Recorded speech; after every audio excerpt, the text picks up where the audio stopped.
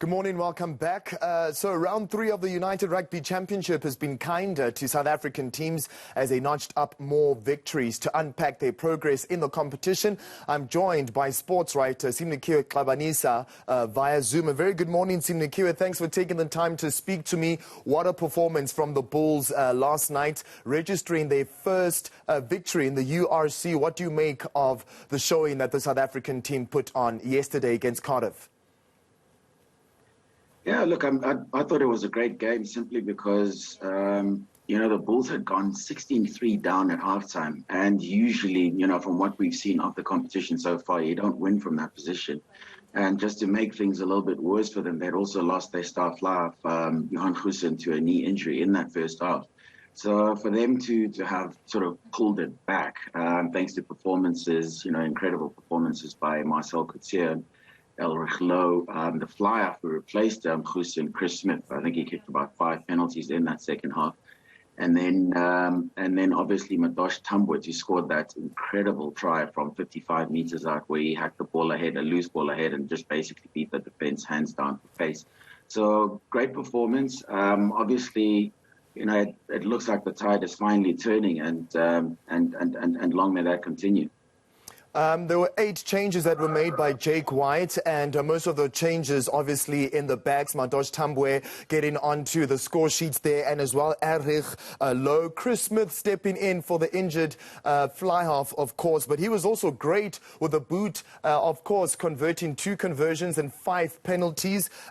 Just what was the difference in the second half? The Bulls put on 26 points on their way to stoppage time, and of course they were victors against Cardiff. Xabanisa.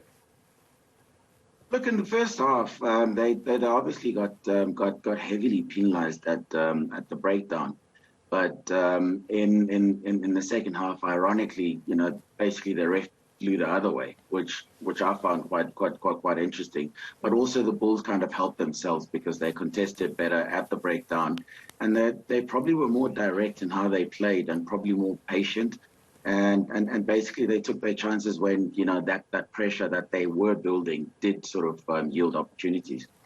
What else can you say about the Bulls' maturity and how they played? Because most of the European teams have had more regular rugby game time than the South African teams, of course, that are just coming back onto the international scene.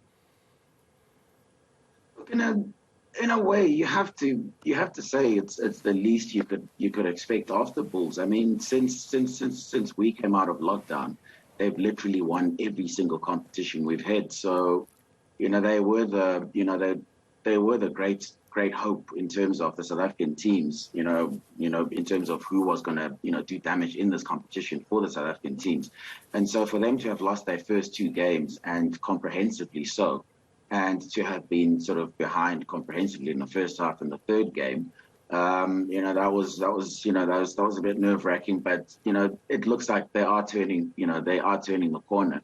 Yes, they probably haven't played rugby off this level before, but they played a lot of rugby. But I think maybe that's where the problem was for the South African teams. The rugby that they have been playing has been very much against each other. And so maybe we might have fooled ourselves into thinking, we're playing better rugby than we actually were simply because we were playing up amongst ourselves. Who is the better South African franchise at the moment? Must we give it a few more rounds before we can put, a name out there to say these are the teams to look out for throughout the campaign? Look, the simple answer is to wait it out. But on the basis of this weekend, it looks like obviously the Bulls will probably if anyone's going to make it to the knockout phases of this competition, it looks like the Bulls because they've got the squad and they've got the players as we saw last night. And then I think your next best bet is probably the Sharks, who did incredibly well on Friday night, in also coming a little bit from behind to basically put away the Ospreys. And then you've got the Stormers, who I think have played a bit better than people give them credit for. All right, Xabanisa, always great talking to you. Thanks for taking the time to just give us, of course, that review of the URC and, of course, the South African teams and how they've been doing. That's a sports reporter, Xabanisa, unpacking the United Rugby Championship. Back to you guys in studio.